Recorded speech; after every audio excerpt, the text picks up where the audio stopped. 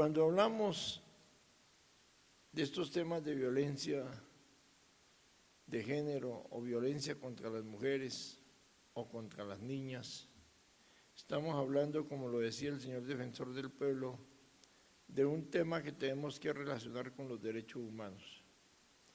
Es una violación a los derechos humanos, al derecho internacional humanitario, la violencia sexual, la violencia de género.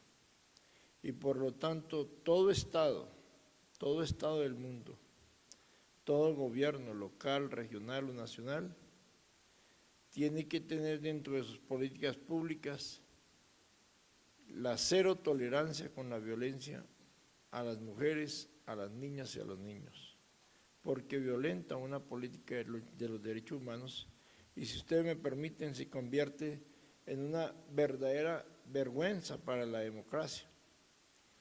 Ahora, yo personalmente tengo dos preocupaciones que quiero expresarlas aquí porque ustedes son expertos y expertas en estos temas y nos pueden dar recomendaciones. La primera preocupación que tengo es que la violencia contra las mujeres, incluyendo las niñas, los niños, es cada día más creciente en una buena parte de países del mundo. En muchos países del mundo, incluyendo Colombia, cada día es más creciente la violencia contra las mujeres, contra los niños y las niñas.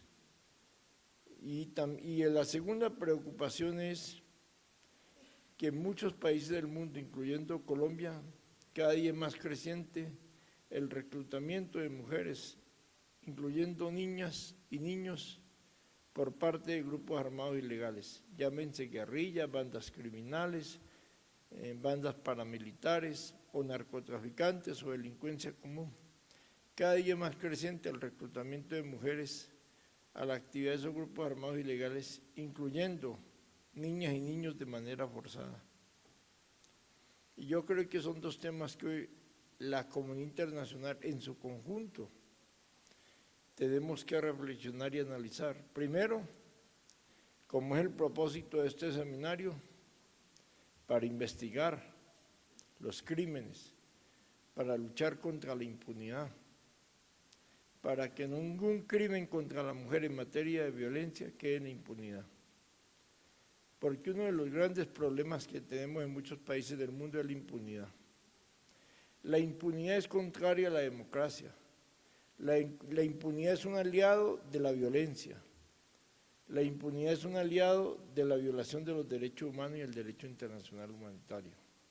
Y por lo tanto, yo creo que sería interesante, como lo decía un delegado de Amnistía Internacional en un evento de derechos humanos de Naciones Unidas, sería interesante que todos los países del mundo tuvieran indicadores en materia de justicia, indicadores.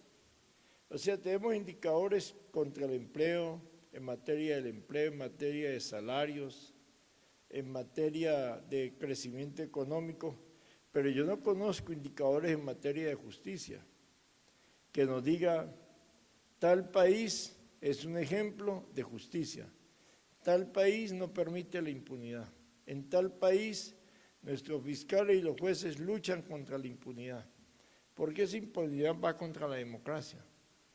Yo planteo a manera de iniciativa en este evento que sería interesante que nos abanderáramos, si en el mundo entero también Naciones Unidas, por ejemplo, veremos, se abanderara de que hubieran indicadores en la lucha contra la impunidad, o sea, en la lucha por la pronta justicia.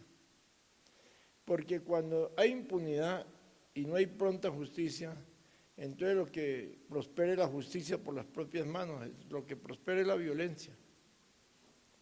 Y claro, lo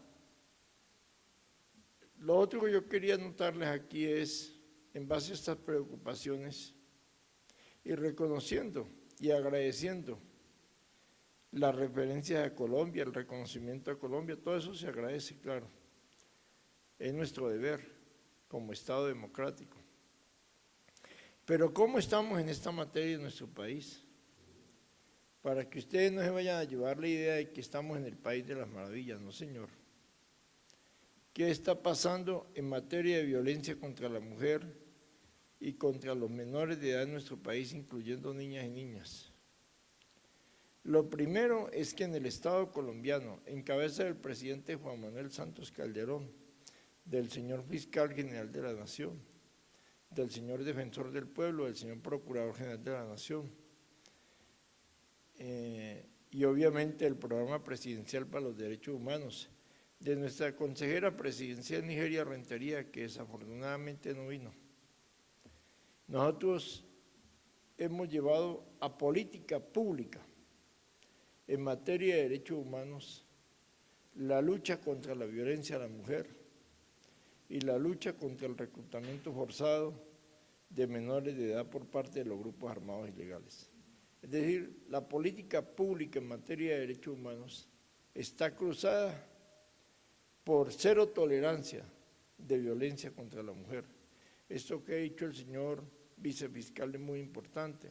El compromiso cada día más creciente del señor fiscal Eduardo Montealegre en la lucha contra la impunidad y contra los delitos que violentan los derechos de las mujeres.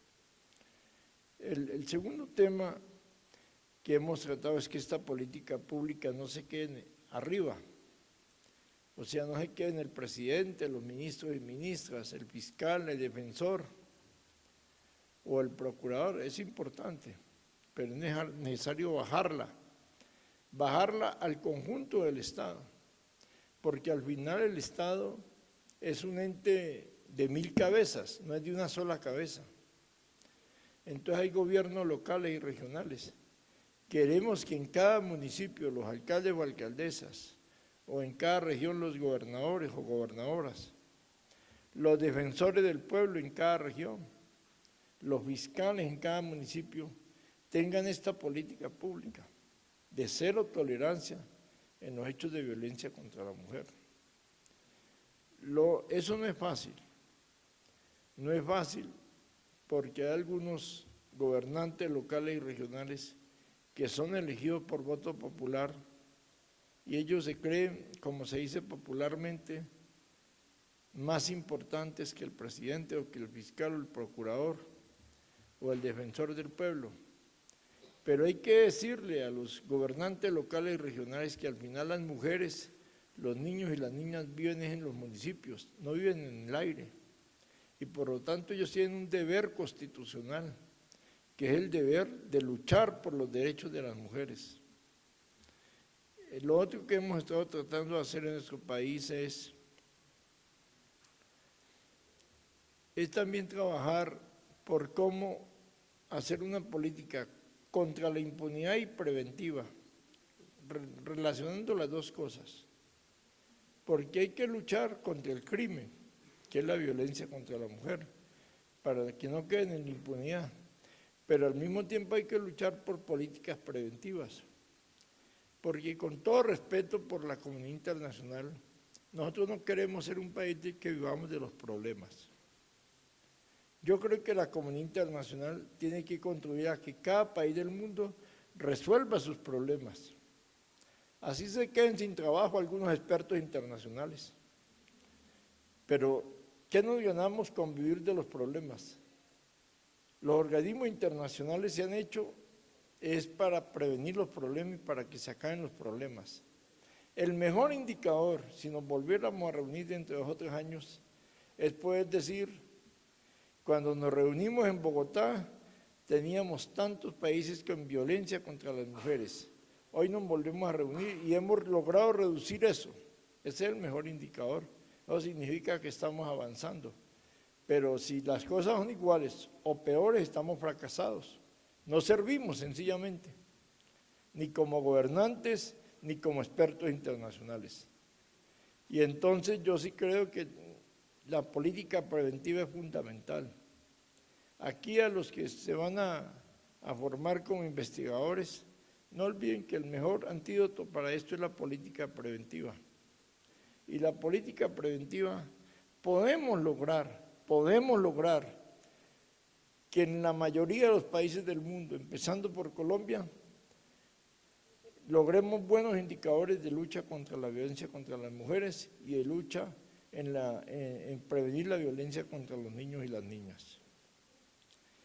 Y en ese sentido también nosotros entonces hemos trabajado en la Vicepresidencia de la República como responsable de Derechos Humanos para que nuestro programa presidencial de Derechos Humanos, junto con la ONU Mujeres, junto con la Fiscalía y con la colaboración de la Defensoría del Pueblo, trabajemos un grupo preventivo.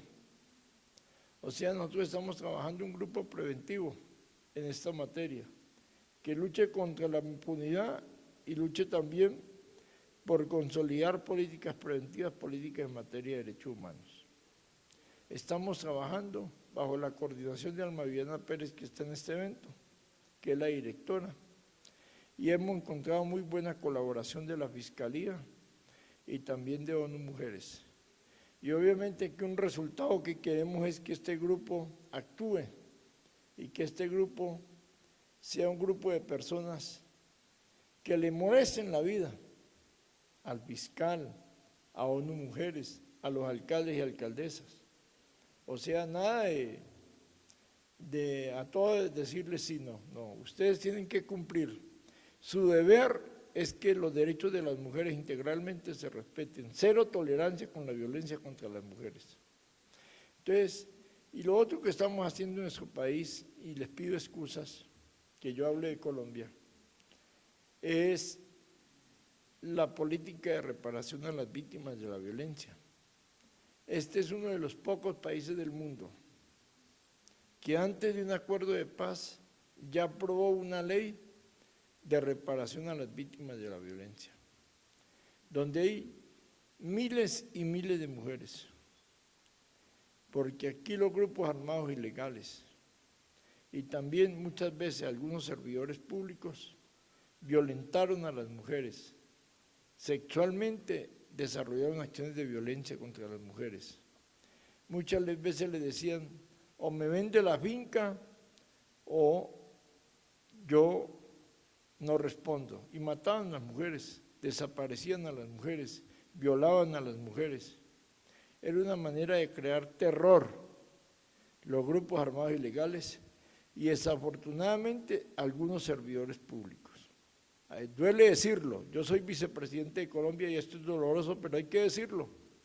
Algunos servidores públicos se vieron involucrados en acciones violentas desde el Estado contra la población civil, incluyendo miles y miles de mujeres. Pues hoy hemos acordado reparar a las víctimas de la violencia. Estamos hablando de más de 360.000 personas, y si le sumamos la población desplazada, estamos hablando de casi 3 millones de personas.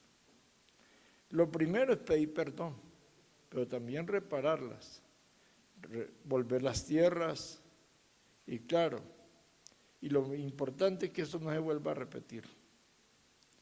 Y lo otro que estamos haciendo en Colombia es el tema de la paz. Para que esto no se vuelva a repetir necesitamos acuerdos de paz. Necesitamos dialogar con la guerrilla. En Colombia hay dos grupos guerrilleros. Uno que se llama las FARC, que es el más grande, el más antiguo, y otro que se llama Ejército de Liberación Nacional, que tiene casi los mismos años de antigüedad del otro, pero es un poquito más joven. Mucha gente nos ha criticado, mucha gente no está de acuerdo con esto y está en su derecho. Mucha gente habla de la guerra, pero nunca han hecho la guerra, nunca han estado en la guerra, no saben qué es la guerra, pero desde los escritorios estimulan y fomentan la guerra, y les gusta la guerra, porque en el mundo hay gente que le gusta la guerra. Aquí en Colombia hay una fábula de un famoso escritor, de un gato, que le dice al otro gato, que es su papá, que se va para la guerra, y después viene todo despelucado, y se dio cuenta que la guerra no es un juego, que la guerra es algo grave, donde la gente puede ganar o puede perder, y puede perder la vida en la guerra. Y entonces el presidente de la República, Juan Manuel Santos, ha dicho, pues hombre, para que no haya más víctimas, incluyendo víctimas de género, entonces construyamos un acuerdo de paz. Y claro, están dialogando en La Habana, Cuba. El delegado del presidente y delegada del presidente está en Nigeria Rentería y con delegados y delegadas de esa guerrilla. La voluntad política que tiene el presidente Juan Manuel Santos, aquí para los delegados y delegadas internacionales, o sea, la voluntad política del presidente es firmar un acuerdo de paz este mismo año. Ojalá dentro de los próximos 6 meses, pero no lo podemos imponer.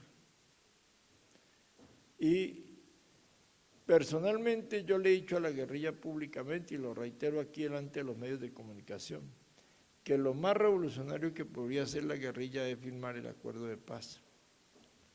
Y uno de esos temas es poner fin al conflicto. Nosotros llevamos 50 años con un conflicto armado interno que no nos ha servido para nada. Si alguien le ha dicho a ustedes que este conflicto nos ha servido, les está diciendo mentiras, no ha servido para nada. No le ha servido para nada al Estado, ni a la sociedad civil, ni a las mujeres, ni a los hombres, ni le ha servido para nada a la guerrilla. Todos hemos perdido en este conflicto armado interno. Y claro, la guerrilla tiene un deber, el deber de comprometerse a cesar todas las acciones criminales y violentas contra la población civil, incluyendo la violencia sexual.